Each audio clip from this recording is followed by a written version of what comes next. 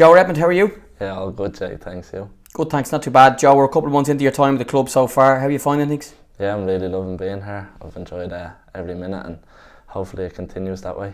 Has it gone better than you thought, or how have you found the first couple of months? I think the lads have helped me settle in very quick, and that's how it's gone fairly well for me. So it's all thanks to the lads for welcoming me into such a good group, and I'm just really enjoying it. Yeah, it seems to be a really close group, and with the number of new signings that have come in as well, new manager, new assistant, and so many academy boys in the group, it must be really nice to be involved in, and given how quick the group has bonded. Yeah, definitely. I think everyone that's come in that's new, staff and players have been welcomed in, and everyone just gets along with everyone, so it's really good to be a part of. You played every minute of every game so far since the President's Cup, and you're fast becoming a fan favourite. How have you found things in terms of just performances? And you've managed a match a couple of times, and you're fast becoming a fan favourite. Yeah, I've really enjoyed all the games. I mean, there's a lot of learning points that I've been trying to soak up in all the games, and just taking into account every game is different.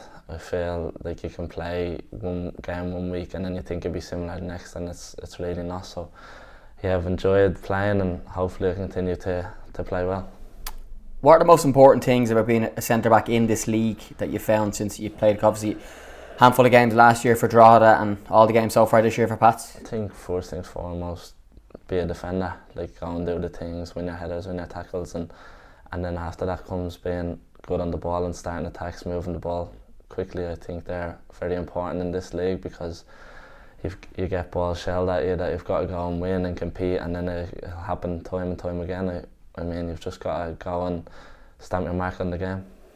You seem to be a defender, and this is going to sound strange, but who loves defending, loves making blocks, loves making tackles, and loves winning headers as well, which is a huge part of your game, and as you said, a big part of this league. Yeah, definitely. I feel like that's kind of in my game. Since I've been growing up, I've been kind of got a name for just being firstly a defender and then a player second, and I do like playing on the ball, but I think the most important thing is making them blocks, tackles, and it does give you a bit of a buzz doing them little, maybe the not so nice part of the game. Your partnership with Tom Rogic as well, he came in from the Bows game onwards, and same age as you know, young in terms of being a centre-back, about 22, you've got your 21-year-old and Joseph Anang behind you, so that central core of the team, a young keeper and two young centre-backs, how has that partnership developed, particularly yourself and Tom? Yeah, it's been great. Tom's been great to play beside. He's very mature for his age, and he speaks well on the pitch, and he's strong, and he goes and wins headers, tackles, and he's a very good passer of the ball. So no, it's been great playing beside Tom, and then you have Joe behind us, who's another great shot stopper and is good on the ball. So no, it's been easy, because it's like they've been playing for years, and it's like we've been playing for years together. Yeah, it's strange, like, you know, you meet them in pre-season, and then a couple of weeks later you're playing beside Tom, and you know, you're forming that relationship, and you know, people always talk about centre-backs and just the partnership. It's probably, you know, if you look on the pitch, you know, centre-backs and the way you have to really defend together as well, and you really quickly have to get to know someone personally and get to know their habits on the pitch. Yeah, definitely, we get on well on and off the pitch, so it's been easy. Tom has come in and he's not shy, so he's just fitted in straight away, and we've clicked together, and we read each other well, and we know what to do, and we have little chats about things off the pitch as well. So now it has been very easy for Tom and me coming in and creating that partnership. Yeah, it probably helps that he's a Liverpoolian and you're a big Liverpool fan as well. It does, yeah. It's something to talk about, anyways. I mentioned a minute ago about being a fan favourite, and you know, last couple of weeks some comparisons being made of you by fans to Lee Desmond, who was one of the best defenders the club's ever had. Like, you've only been here a few months, and the fans are already, because when Lee left, everyone was like, oh no, Lee's leaving, he's gone to America for a couple of years. Yeah. But like, it must be nice to be compared to someone like him. Yeah, definitely. I mean, Lee was in training with us, and he is very, very, very good, and he brings that maturity, and he's very vocal. So even when he was in training, I was trying to take little bits from Lee, and obviously seeing Lee play, he's an excellent defender and player, and a very nice person. So now it is an honour to be even compared to him at the minute, so I'm very happy. Yeah, we'll talk more about your time at home in a minute, but just for people watching and listening, you might just tell us a little bit about your route to St. Pat's from now. Like, you played for a really good St. Joseph's boys team with loaded lads, and that team are still playing at a really good level. Then you moved to the UK to Birmingham, for a number of years. You've come back, signed for Tim at Drogheda, and then signed for St. Pat's. You might just talk us through that process. Yeah, obviously being at St. Joseph's when I was younger, there was a very good team. We won multiple All-Irelands, and a lot of us still playing around the leagues and over in the UK now. And then going over to Birmingham, I went over on a scholarship and ended up having another 3 years after that. So I was five years over there in total, and picked up so much. Like, even though I was playing in like 18s, 23s, didn't quite make that break into the first team. And then it was important that I came home and started to play senior football, and going into Drogheda was a huge help. Tim really helped me going in there. I mean, them games are so much different than 23s. You get so much experience, so much different stuff thrown at you that you wouldn't have had, different challenges. And then when the Pats opportunity came up in January, December, January, I couldn't turn it down, and it's been great since I've been here. And yeah, I haven't looked back since. It's been great. When you're making the decision ultimately to come home and sign for Drogheda at the time, like, there's lots of players who you would have played with in that under-23 team who are, you know, either still at Birmingham playing 23s or on loan in the lower leagues and stuff, but you've opted to come back to Ireland, and it's something that more players are opting to do. But what went into making that decision?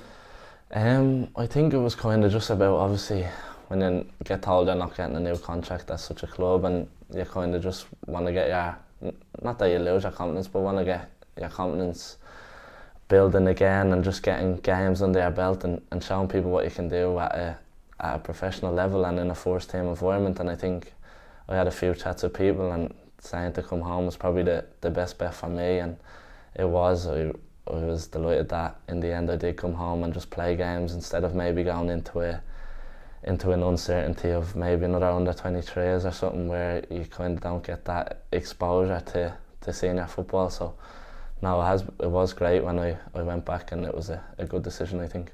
Yeah, and you obviously signed for Tim at Drogheda, and then you signed for Tim again at St. Pat's. So what sort of influence has he had on your career so far? Yeah, the gaffer has had a big influence. I mean, obviously being a defender himself, he gave me great points on what to do, and he's always telling me little tips and tricks that I can do, me and the back line. So now it is great to have the gaffer being a former defender and knows his way around the league as well.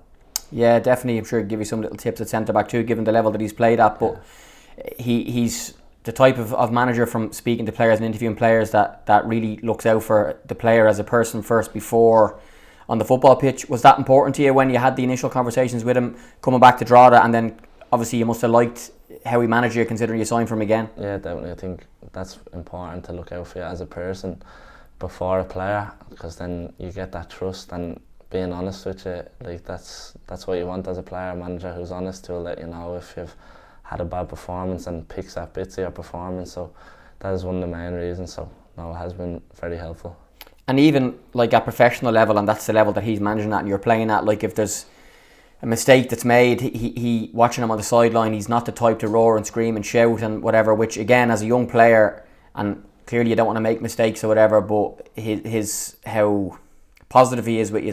Yeah, don't get me wrong, sometimes you need a kick up there, but no, he is very positive. I mean, it's all like what you can kind of do better in terms of what you've done wrong. It's like how you can fix things, and not like this and that, and like throwing a wobbler because you've made a mistake. Mistakes are going to happen, they happen all the time, so it is important that you can learn from them.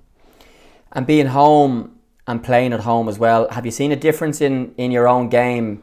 I know you're getting older and you're playing men's football for the first time, but just that you know you're back home, you're back around friends and family. Has that actually helped your football, and if so, in what ways? Yeah, definitely. I think it really helps your like morale being at home. I mean, you have the family coming down to the games and stuff, and then them being at the games, they see it, and you can talk about them with it, and seeing friends as well, speaking, seeing you done well there the other night and stuff. So it does help hearing that, and then you go home after the game and they're talking the same.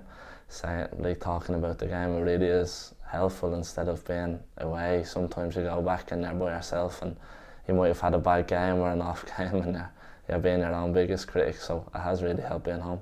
And nice to be able to know that your family and your friends can literally come down the road to watch you playing here, or there's so many clubs in Dublin, and I'm sure they've been at some of the away games as well, as opposed to them having to jump on a plane and fly over. Yeah, exactly. Yeah, they literally just come down a 5-minute, 10-minute drive down the road and come in and watch me play, and then get to see them the next day and speak about the game, as I said. So no, it really does help having them there. Just on the young players, and you know, when you went away in 2016, you would have been 16 at the time, and at that time the Brexit rule wasn't in, whereas if you had been 16 now, you wouldn't have been able to go till you were 18, and there's probably 4 or 5 in the group now, you know, Sam Curtis, Adam Murphy, to name a couple, that have made their debuts in the last little while. There's loads more who are in Ireland because they can't go to England, even though I'm sure maybe there might have been interest. Just your thoughts on that, and that the fact that they now have a chance to play in senior football at 16, that maybe because of Brexit, that's the kind of reason for it. Yeah, I think at 16 you're kind of thinking, well, I mean, back then you would have been thinking, oh, just go over to England and that. But now, I mean, if they're getting their opportunity to play men's football at 16, 17, 18, I think it's great to get out there and kind of stamp a name for yourself, get a profile. And it will stand to them in the long run, that bit of maturity over players who are playing in 23s football, like just getting out and playing men's football and playing against men. So it is great for them, and obviously there's a lot of quality coming up through the Pats ranks, and it will be great for them to stay and play. Yeah, because it's something that, you know, more and more players are facing now. You know, James Bank was going to head off to Italy quite soon too, so everyone's path is different, but you know, for young lads to be able to get that, not just maybe some match minutes and they can still play for the 19s, but like to train with you guys every day, to be in the gym, to be around it, like is invaluable for them, and something I'm sure that is keeping you guys on your toes as well. Yeah, definitely. Yeah, I mean, there's even in training they show great quality and they don't look out of place at all. The younger lads that come up from the 19s, and yeah, obviously James is gone in the summer, but James has been quality in his performances and he's training well. But no, it is vital experience for them, so hopefully that they can stick around and play games. Yeah, you mentioned your family being able to watch you, but the crowds across the season in the league have been brilliant. We put up a poster in the week that over 21,000 people have watched the 6 Pats home games. Yeah, that's unreal. How have you found that? And like when you were in England, like what sort of crowds, if there was a good crowd that you would have played in front of? I know you were involved in a couple of big games towards the end of your time at Birmingham as a 23s captain, but like going from probably smaller crowds or training ground games to playing in front of 5,000 at Richmond or Tala a couple of weeks ago, like I think it was 7,500 or something like that. Yeah, it does be great having the fans there and giving you that little bit of extra push that you may need towards the end of games. I mean, at 23s level, I think the most we played in front of was like a once-off 7,000 at like Elland Road before, and that's it. Like other than that, you're playing at training grounds or empty stadiums where there's no atmosphere. And it's been great, the atmospheres at the games. Like as you said, 21,000 coming into the home games, and it does really help us on the pitch, and it gives you that little bit of extra boost when you need it towards the end of games and when you're pushing for the goal. Yeah, I remember chatting to you last week as well. You were hoarse from whatever game it was as well, because you're just screaming and shouting and having to make yourself heard over the big atmospheres as well, which is a nice complaint to have. Yeah, I know, the voice box only getting used to having the fans and having to shout that a little bit louder. It's only coming back now, but yeah, no, it was a bit hoarse after that, yeah. 2 wins from 2 in the last week as well. The win of the Bowl last Monday and then the Finn Harps victory. So 6 points from 6, so a good week in terms of getting ready for this game against Derry. Yeah, definitely a good week, and it's just about trying to find that level of consistency now going into this game on Friday. But as I said, we just have to treat it like another game and look after ourselves, and hopefully it'll be another good game Friday. Are we going to address your goal that wasn't in the Bowl? What? We won't address that, will we? I think we should. The fact that you're on the spot here. It was an own goal, but look, sometimes you have to climb them. They don't come around often. Yeah, so I didn't have the best view. I was behind the Pats dugout, and corner whipped in, great ball by Ben, and it looked like Joe got a touch at the back post, and Joe celebrates like he'd scored. There's pictures celebrating like he scored. So send you a WhatsApp just confirming if you scored or if you didn't, because we wanted to be clear. And you said... I was laughing saying that was my goal, but look. Yeah, but you did say it was your goal. We gave it to you, and then 10 minutes later I get sent the video, which clearly shows it was a Mark Dignam own goal. So you haven't yet scored for St. Pat's? No, not yet. Hopefully there's one coming soon. Was it a goal bonus you were after? No, or? It wasn't. No, just more happy to get them 3 points. Absolutely. And just on Derry, we played them of course earlier in the season as well. That late Will Patching goal, a 2-1 defeat at the Royal McBride. They're obviously top of the table at the minute. They've started well. You'll do more video, I'm sure, tomorrow, but just what's your thoughts on them? And I suppose trying to handle Jamie McGonigal, who's been one of the top strikers in the league so far this year. Got a hat-trick, of course, against UCD last time. Yeah, he's been doing well in the league so far. He's had a good start, but looking back at the last game, we feel it could have went any way. We had a very good period in that second half where we had them under the cushion. We were creating a lot of chances, and then obviously two good goals by patching outside the box. If we get blocks on them, it's a whole different game. Joe, best of luck. Thanks for chatting. Cheers, thanks very much today.